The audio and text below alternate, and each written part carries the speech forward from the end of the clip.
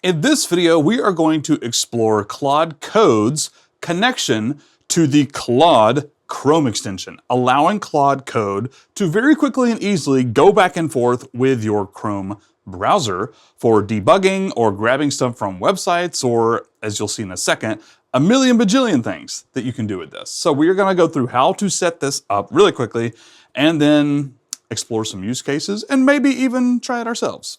So let's get started setting this up. First, I want to point you to some documentation here. They have a get started guide, which is a little bit different than the actual documentation. Documentation's great. This is actually the Claude Code specific documentation, but you can actually get started with the extension in this little support file here, and it's actually kind of helpful. There's a few things in here that are not in the Claude Code specific docs, but alas.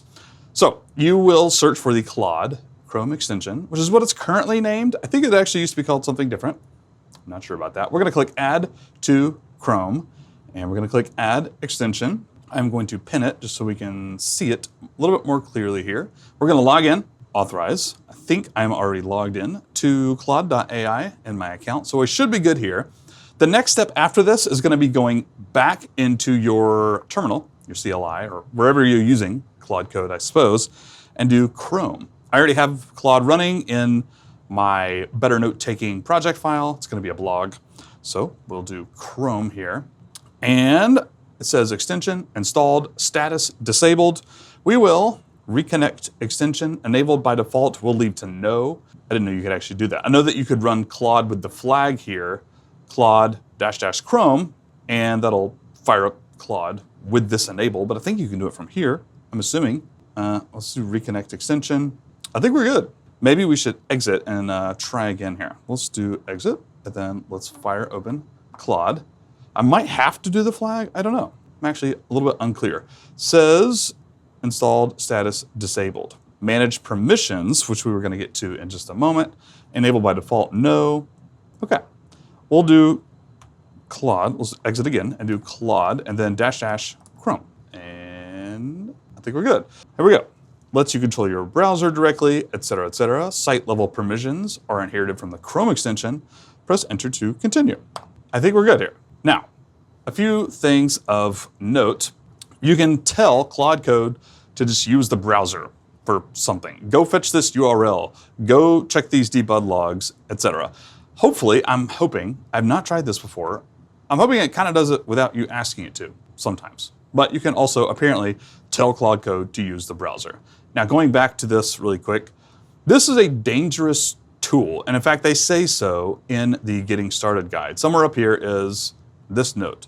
Browser use is a beta feature that allows Claude to interact directly with the website on your behalf, which carries inherent risks. So if you are logged into Gmail and you tell Claude Code to send an email, or even if you don't, theoretically, Claude Code can just go and send an email and do a bunch of other stuff for all the apps you are logged into. This is a huge benefit and a huge security risk, just so you know. And speaking of benefits, let's move on to what can we use this for, and then maybe in just a moment, I'll actually use it. Move on to what can we use this for. There's a few big ones. These came from the Anthropic docs. Live debugging is, I think, one of the really easy ones. It's going to be able to, doing web apps specifically, it's going to be able to dive in here to your console logs and even like network and application stuff, view cookies probably, as well as analyze the UI, the UX. It can see the app, spacing, CSS issues, it can click buttons, it can fill out forms and submit them and all those sorts of things. Stuff like Playwright would do, the Playwright MCP server or Playwright, not MCP version. But now there's no API cost. It's a huge thing. You're gonna save a lot of tokens, you're gonna save context window. Hopefully it'll be faster, assuming this works well. That's really powerful. Just testing, UI, design, all that sort of stuff.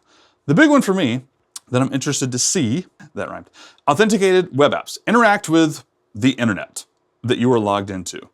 Now, yeah, there are risks here for sure. You're logged into Gmail, it'll send an email on your behalf. I'm gonna go over these a little bit more in the next video, the last video in this free course on non-code use cases, output styles, which are super interesting. That is just gonna be really cool.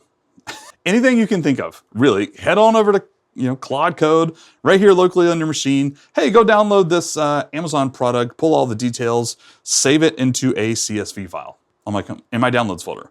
Or hey, go check out my entire calendar today and look at my to-do list and I don't know, check my email to pull the top 3 most important messages and create me a PDF with a rundown of my entire day, focused on productivity. I don't know, I'm just making stuff up here, but that's gonna be super, super cool. Data extraction, task automation, just talked about that.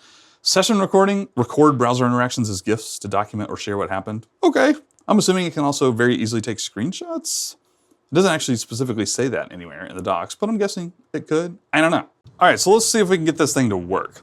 I am building this blog, and I've gotten to the point where I'm gonna be installing Skeleton, a UI and component library for Tailwind CSS. I'm just gonna let this thing run. I'll pause my video while it's running. I don't wanna keep you here for 20 minutes, but I will unpause it if and when it starts to do something interesting using the Chrome extension. So here we go. I'm gonna say, please implement phase 4 of my project. Analyze the plan.md file for details. Let's use the skeleton library. That's fine. Let's use the skeleton library test in the browser to make sure things work correctly. I don't know, I'm just typing here at this point. And once you're done, update the plan.md, mark complete, and make a git commit. All right, let's tag this plan file right here and hit enter and let it go.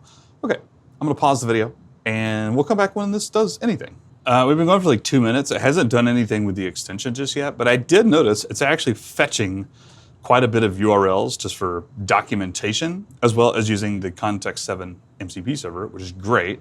I'm just a little surprised it didn't actually open by default. I guess it never has before, right? This fetch tool is built into Claude Code, so I could see where it wouldn't need the extension, but just thought I'd share.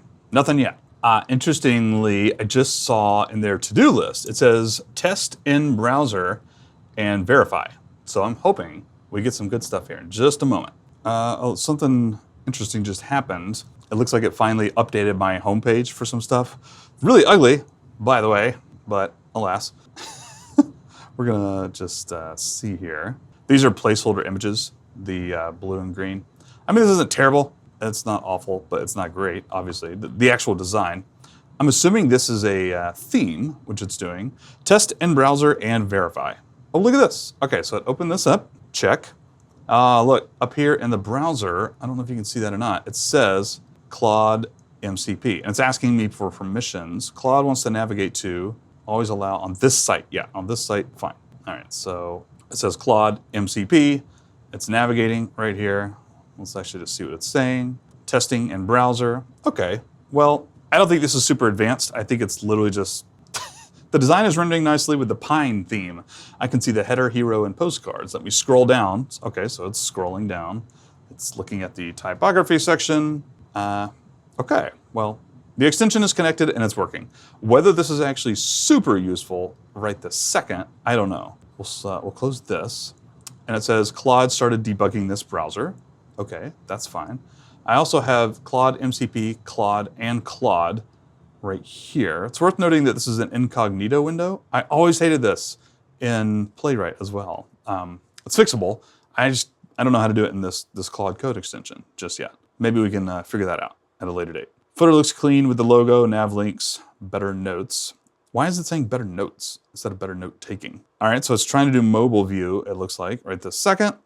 I think the bottom line is it's working. I don't know exactly how speedy this is gonna be in the future. In fact, I've heard from a couple of different forum posts and Reddit posts, more specifically, that it tends to be a little bit buggy at the moment, which it's in beta.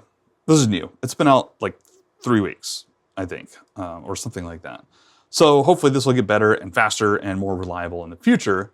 But at the moment, it looks like it's working at least. I didn't write any of this, by the way, just made stuff up, which is fine. Still testing in browser. No idea what it's doing right now. Just making stuff up, I suppose. I'm scrolling, not it, by the way. I shouldn't have done that. Now the header shows a hamburger menu icon. Oh, okay, so it changed the thing here. It's testing that. I didn't do that. That with Claude Code. Okay.